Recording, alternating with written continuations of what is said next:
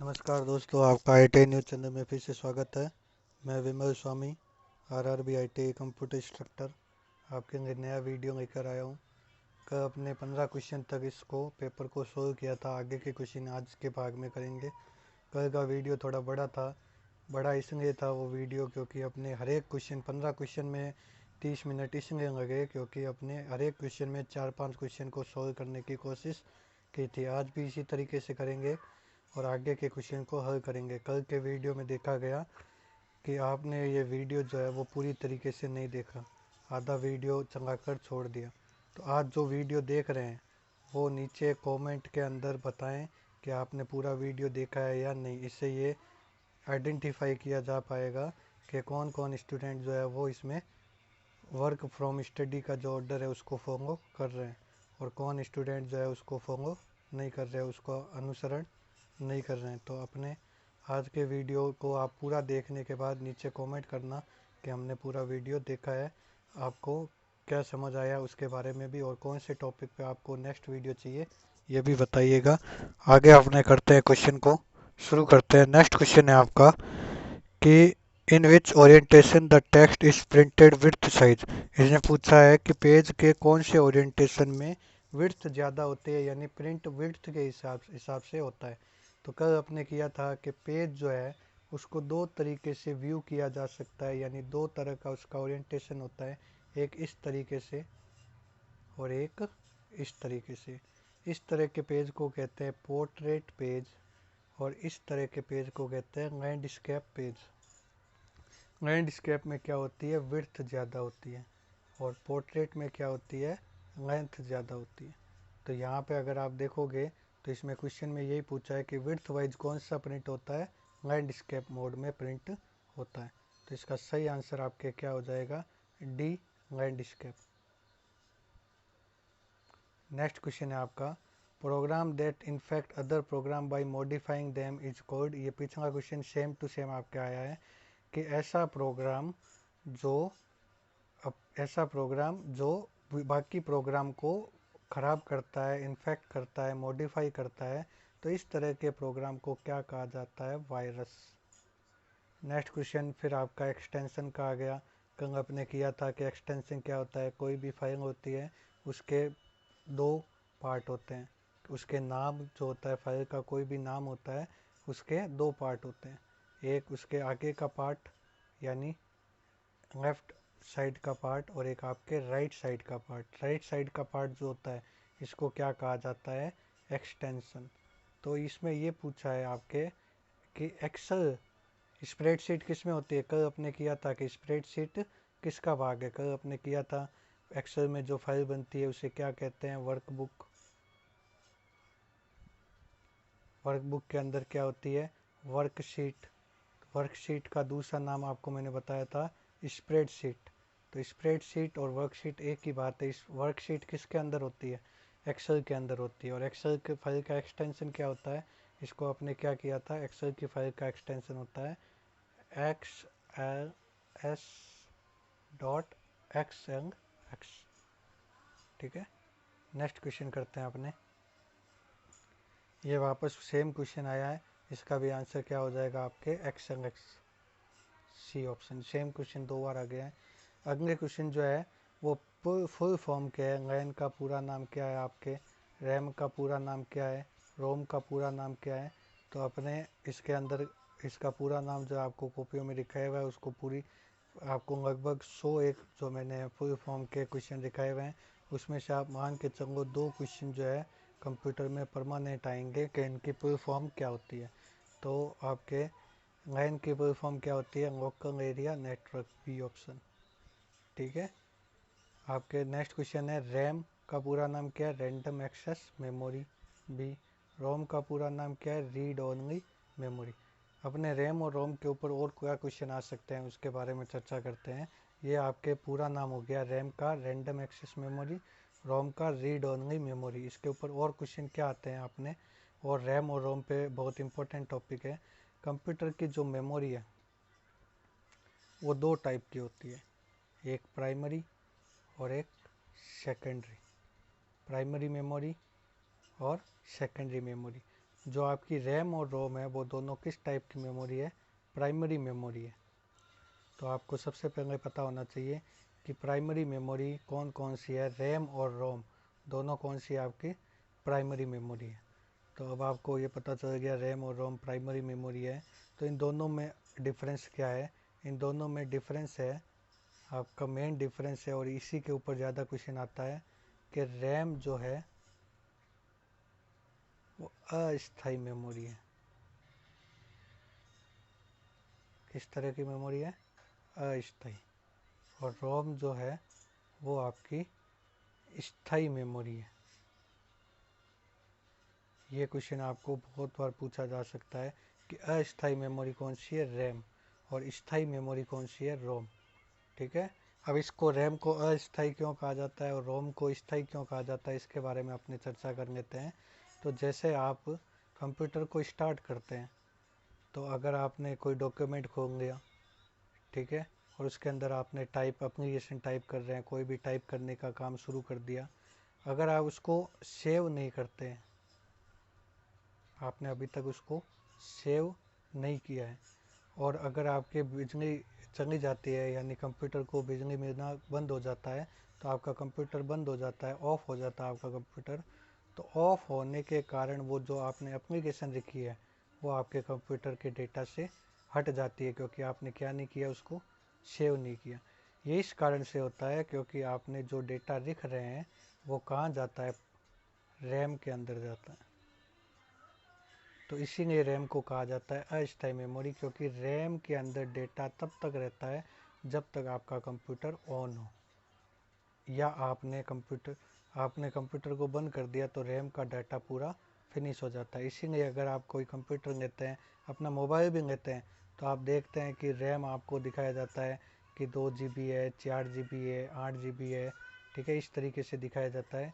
और अगर आप उसको ये देखोगे कि इंटरनल मेमोरी देखेंगे, तो आप 32 64 GB इस तरीके से आपको दिखाई देता है। ये देखो 2 GB और इधर 32 GB, इन दोनों में इतना फ़र्क क्यों है? क्योंकि रैम के अंदर डेटा कभी भी स्थायी रूप से नहीं रहता, जबकि दूसरी मेमोरी जो है उनके अंदर जो डेटा है वो स्थायी रूप से रहता है। तो आपके रैम और रोम में ये कन्फ्यूज़न है, आपका दूर कर दिया कि रैम, आप जब कंप्यूटर स्टार्ट करते हैं तो सारा डेटा तुरंत प्रभाव से रैम के अंदर ही रहता है, यानी आपको जो भी दिखाई दे रहा है वो किस में रहता है? रैम के अंदर रहता है। ठीक है। अगला क्वेश्चन करते हैं अपने। नेक्स्ट क्वेश्चन है कि WAN का पूरा नाम क्या है? कल आपको बताया था नेटवर्क 3 प्रकार का होता है, मैन, मैन और वैन। तो इसमें अब इसका पूरा नाम पूछा है।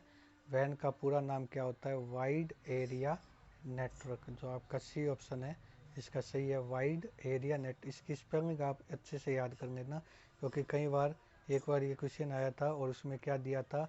वाइड की जगह वाइड लिख दिया था एक ऑप्शन में, वाइड एरिया नेटवर्क। तो जल्दी जल्दी में कई स्टूडेंट ने ये आंसर कर दिया। स्पेलिंग को एकदम सही तरीके से आप ध्यान रखना कि इसका पूरा नाम क्या है आपके?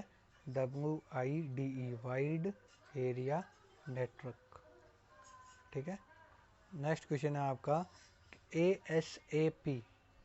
ASAP का पूरा नाम क्या है? यानी अपने मैसेज में कई बार लिख देते हैं ASAP। ये ईमेल की भाषा भी इसको शॉर्ट फॉर्म कहा जाता है कि ASAP। तो इसका पूरा नाम क्या होता है? एज सुन एज पॉसिबल, जितना जल्दी हो उतना जल्दी, एज सुन एज पॉसिबल। तो ये SMS की या ईमेल की शॉर्ट फॉर्म की भाषा है। इसके ऊपर भी कई बार अपने कम्युनिकेशन का चैप्टर इसके अंदर है, तो इसको मिक्स करके इस तरीके से दिया जा सकता है कि ASAP का पूरा नाम क्या है? As soon as possible. Next question है आपका कि कॉपी कमांड की शॉर्टकट की क्या है? अपने शॉर्टकट की सारी की थी, इसमें से जो मेन शॉर्टकट की है वो आपको बता देते हैं। कंट्रोल के साथ जो भी की है वो आपकी मेन शॉर्टकट की है। जैसे कंट्रोल के साथ A, कंट्रोल के साथ C, X, V, H। तो A से Z तक जो है वो कंट्रोल के साथ उपयोग आता है। तो A का सेलेक्ट ऑल, C का कॉपी, X का कट, V का पेस्ट, H का रिप्लेस। ठीक है। इस तरीके के आपकी शॉर्टकट की सारी दिखाई हुई है। तो मेन जो इसमें पूछी जाती है, जैसे कॉपी की है कंट्रोल सी है, ठीक है। कट की है, अगला क्वेश्चन कट का पूछा हुआ है तो कंट्रोल एक्स है, ठीक है। सेलेक्ट ऑल के लिए कंट्रोल आपका ए है ऑप्शन इसके अंदर। पेस्ट के लिए कौन सी की उपयोग की जाती है, कंट्रोल वी उपयोग की जाती है, ठीक है। तो शॉर्टकट की आपको सारी दिखाई हुई है, आप एक बार रिवाइज करोगे तो उसको याद कर लोगे। नेक्स्ट क्वेश्चन है आपका 29वां question, what is the cell address fourth row और फोर्थ कॉलम। इसमें पूछा है एड्रेस। अब ये क्वेश्चन कौन से जगह से है, कहाँ से है। सेल एड्रेस का उपयोग जो है वो एक्सेल में किया जाता है, ठीक है। सेल एड्रेस का उपयोग किसमें किया जाता है, एक्सेल में किया जाता है। तो एक्सेल की अपने अगर बनावट देखेंगे, कल बनाई थी, एक बार और बना लेते हैं कि एक्सेल की जो सीट है, जो पीछे भी क्वेश्चन आया था कि एक्सेल स्प्रेडशीट किसका भाग है, एक्सेल का भाग है। तो उसमें शीट जो है वो इस तरीके की होती है आपकी,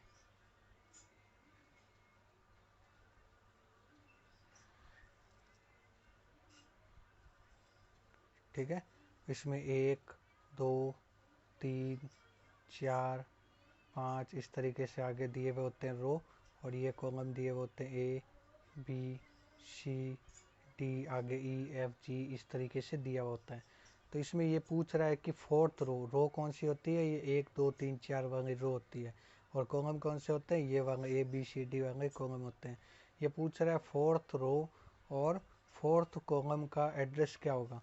तो अगर एड्रेस देखेंगे कि फोर्थ रो कौन सी है, 1 2 3 4 ये वाली आपकी फोर्थ रो है, और फोर्थ कॉलम कौन सा है, 1 2 3 4 ये वाला आपका फोर्थ कॉलम है।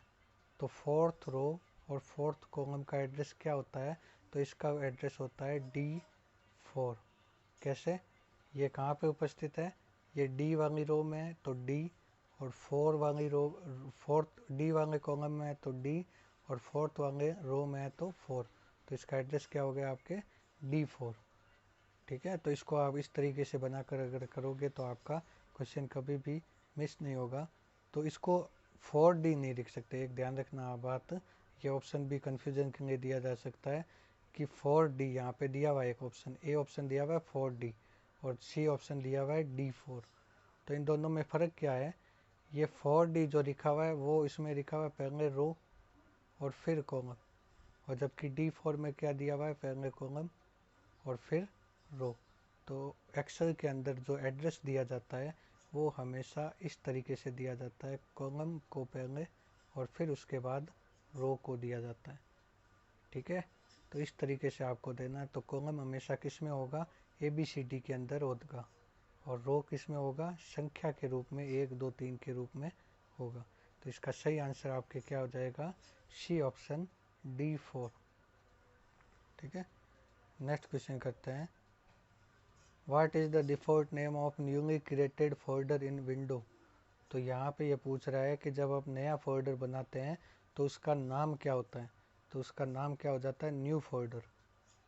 न्यू फोल्डर, अपने नाम चेंज कर सकते हैं, लेकिन अगर अपने नाम नहीं बदला है, कुछ भी नहीं दिया है, तो ऑटोमेटिक उसका नाम क्या आ जाता है, न्यू फोल्डर। और अपने कोई भी नई फाइल भी बना लेते हैं तो उसके आगे न्यू लिखा हुआ जाता है, जैसे वर्ड की कोई फाइल बना ली तो न्यू वर्कबुक, इस तरीके से उसका नाम आ जाता है। चूँकि ये फोल्डर का पूछ रहा है इसलिए इसका नाम क्या हो जाएगा, न्यू फोल्डर, ठीक है।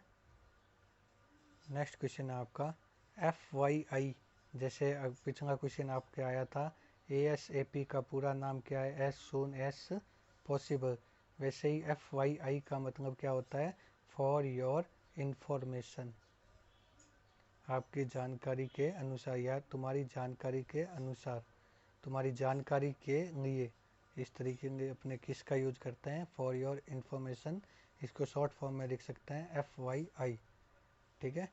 नेक्स्ट क्वेश्चन है, where are deleted file will be stored. जब अपने कंप्यूटर के अंदर कोई भी फाइल डिलीट करते हैं तो वो कहाँ चली जाती है, तो वो चली जाती है आपके रिसाइकल बिन में।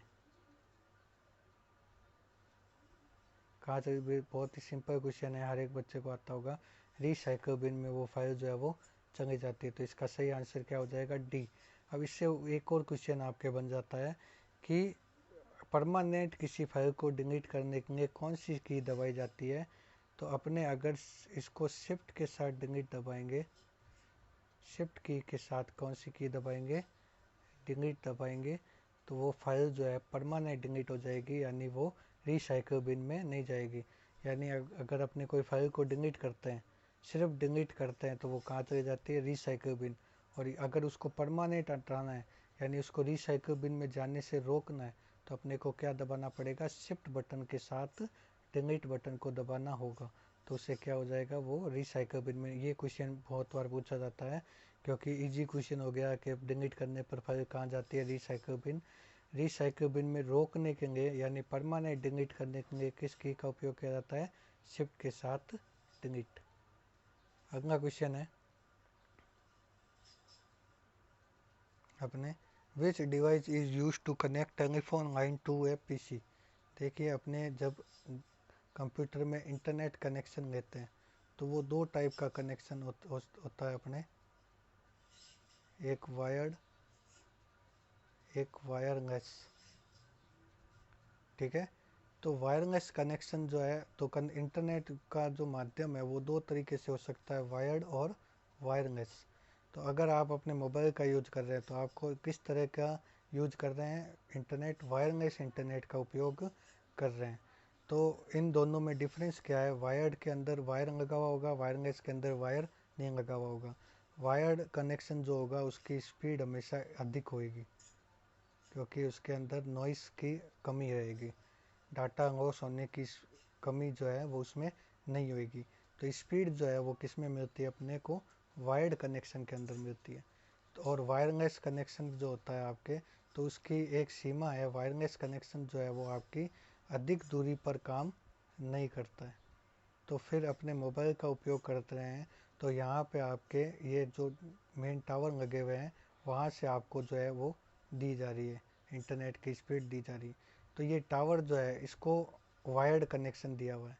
तो एक बात आपको ये बताना चाहते हैं, मैं बताना चाह रहा हूँ कि वायर्ड कनेक्शन के बिना जो है इंटरनेट पॉसिबल नहीं है, अधिक दूरी तक पॉसिबल नहीं है। तो यहाँ पे वायर्ड कनेक्शन की अगर अपने बात कर रहे हैं तो वायर्ड कनेक्शन के द्वारा अधिक दूरी पर इंटरनेट को पहुंचाया जा सकता है और इसमें स्पीड भी अधिक होती है। तो यहाँ पे ये बात कर रहे हैं, तो वायर्ड कनेक्शन जब लिया जाता है तो टेलीफोन लाइन का उपयोग किया जाता है। चूँकि इंटरनेट जो अपने यूज कर रहे हैं तो वहाँ पे क्या है, इंटरनेट कनेक्शन के लिए कोई दूसरी लाइन अपने को नहीं दी गई है, अलग लाइन नहीं दी गई है। उसमें क्या है, जो टेलीफोन लाइन है उसी का उपयोग जो है वो किया जाता है। तो टेलीफोन लाइन को इंटरनेट से कनेक्ट करने के लिए एक डिवाइस का उपयोग करना पड़ता है, उस डिवाइस को क्या कहते हैं, मॉडेम। उस डिवाइस को क्या कहते हैं, मॉडेम। यानी उस वायर्ड कनेक्शन को देने के लिए आपके कंप्यूटर में एक डिवाइस होनी चाहिए जिसे क्या कहा जाता है, मॉडेम कहा जाता है। तो मॉडेम के ऊपर एक और क्वेश्चन पूछा जाता है कि मॉडेम का पूरा नाम क्या है। मॉडेम पहले अपने लिख लेते हैं। तो इसके पूरा नाम जो है वो इस तरीके से है, मॉडेम का पूरा नाम MO का मतलब है मॉड्यूलेशन,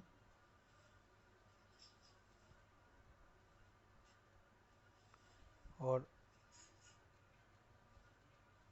डैम का मतलब है डी मॉड्यूलेशन। ये तो मुझे भी आता है।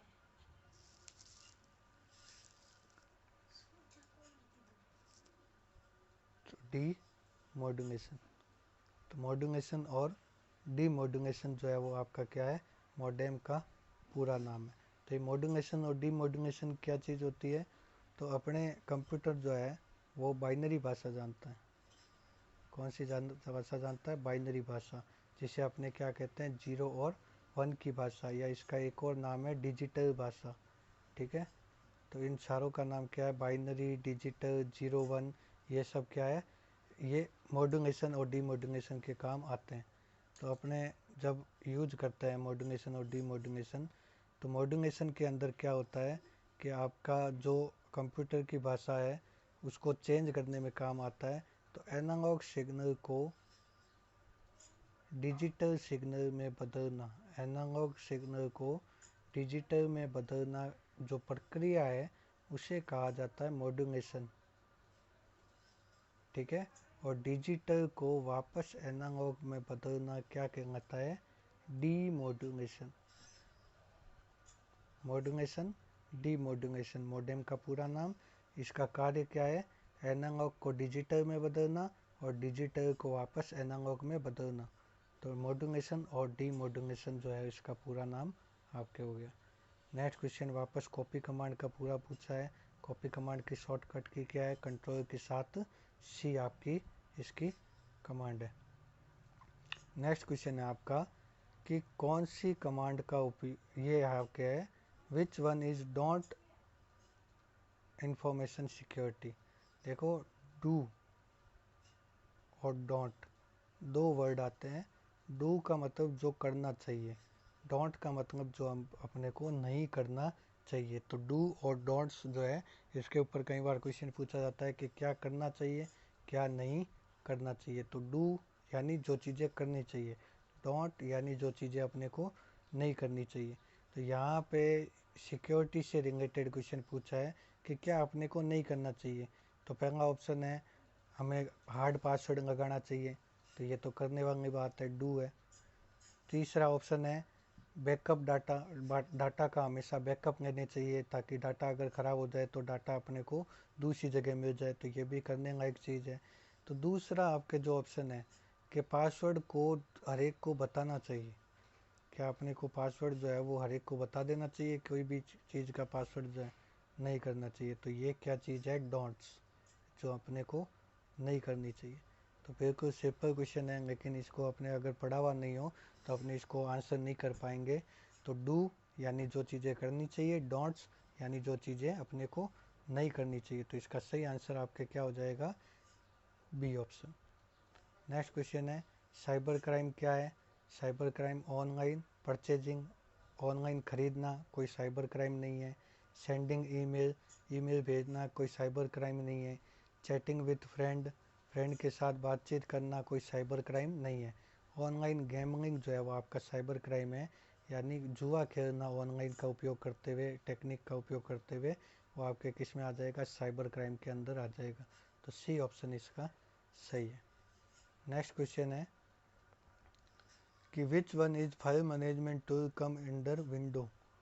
तो जब अपने फाइल्स बनाते हैं तो एक फाइल को एक जगह से हटा के दूसरी जगह रखना, फाइलों को इस हिसाब से रखना कि अपने को उसमें ढूंढने में आसानी रहे, इस तरह का ऑप्शन जो है वो अपने को विंडो एक्सप्लोरर में के अंदर मिलता है।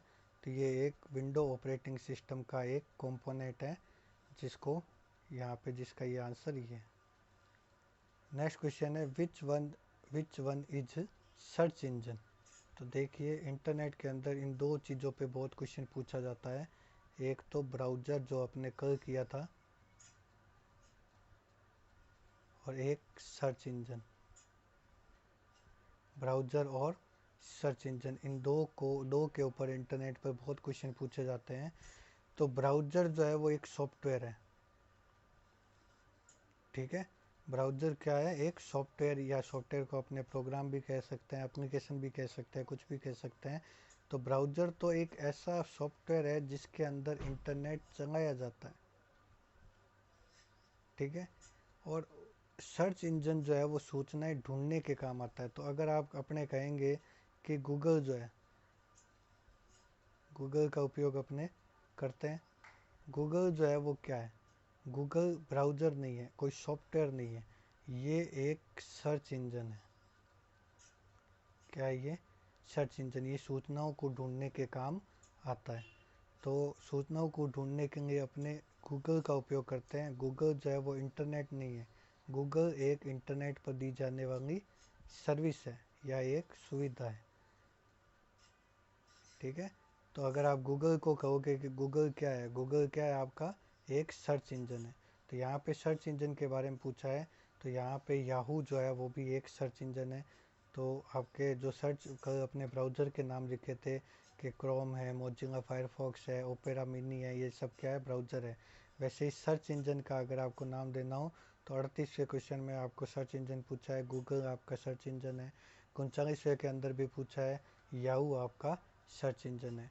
तो अपने तो लिख लेते हैं, गूगल हो गया आपका, याहू हो गया, आस्क हो गया, बिंग हो गया, ये सभी क्या है आपके सर्च इंजन है। जो ज़्यादा उपयोग आता है वो कौन सा है, गूगल और याहू। ठीक है, नेक्स्ट क्वेश्चन करते हैं अपने, which one is social networking site, कौन सी इनमें से सोशल नेटवर्किंग साइट है। तो सोशल नेटवर्किंग साइट जो है वो आपकी फेसबुक जो है वो आपकी सोशल नेटवर्किंग साइट है। ट्विटर जो है वो आपकी सोशल नेटवर्किंग साइट है। आउटपुट जो है वो आपकी सोशल नेटवर्किंग साइट है। तो ये 2-3 नाम आप याद रखोगे कि ये सभी क्या है, सोशल नेटवर्किंग साइट है। इसके द्वारा हम अपने दोस्तों के साथ जुड़ सकते हैं। नेक्स्ट क्वेश्चन है, which one is web browser. देखो वेब ब्राउज़र आ गया, आप अपने आप आंसर नीचे ऑप्शन में देने की कोशिश करें। आज जो 41 क्वेश्चन है उसका आपको सही आंसर नीचे कमेंट में देना है। आगे के क्वेश्चन जो है अपने नेक्स्ट क्लास में करेंगे। 41वां क्वेश्चन है उसका आपको सभी को, ताकि समझ आए कि ये क्लास जिसने ली है उसको समझ आया है या नहीं आया है, या किस किस ने ये वीडियो पूरा तरीके से देखा है, वो भी पता चल जाएगा। जो स्टूडेंट इस वीडियो को पूरा देखें वो इस क्वेश्चन का जवाब दें, which one is web browser. Hindi में आपको अर्थ बता देता हूँ कि निम्न में से वेब ब्राउज़र कौन सा है, फेसबुक, हॉटमेल, इंटरनेट एक्सप्लोरर और आपका आउटपुट एक्सप्रेस।